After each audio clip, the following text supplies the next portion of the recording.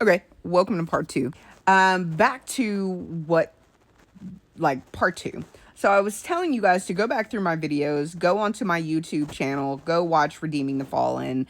We will be seeing a in addition to Disclosure, like, I think Disclosure is going to take on a whole angle that people aren't realizing.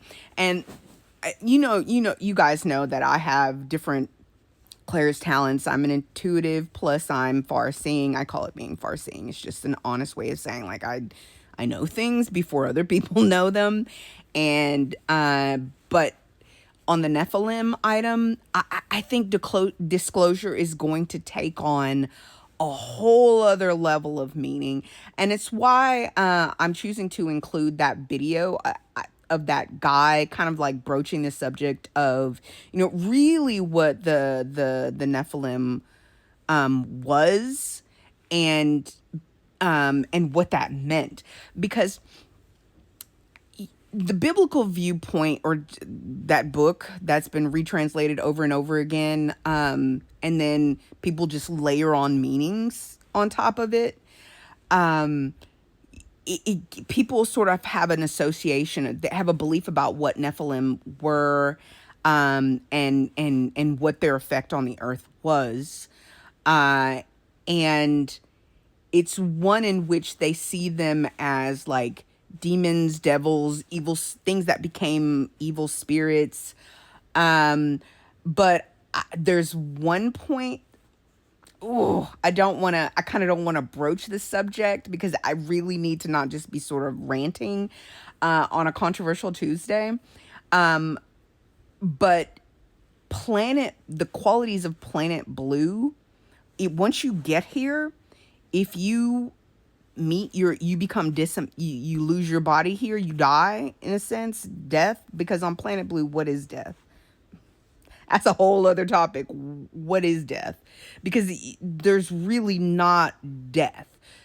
You're, as most people understand, you you went from being a living spirit, somebody with nefesh, like flesh, back into being what people consider spirit, um which is, it's just a form of energy and vibrate. It's just another state of existence. I think I was saying in the other video, I was trying to explain to people, um, for those of us in the know, human beings are multidimensional interfacing beings, and that Planet Blue is, it is, like I've told you before, it's a building with many floors.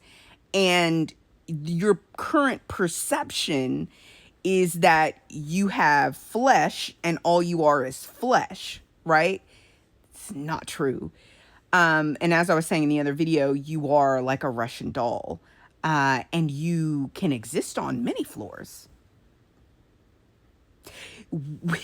And so human beings, what I'm hoping to live long enough is to get to the point to where you guys get to see that human beings were not originally meant to be this weird, disassociated, enslaved, like polluted, um, unable to be far. Like the stuff I see and the stuff I'm able to detect, that's like child's play compared to where we should be, right?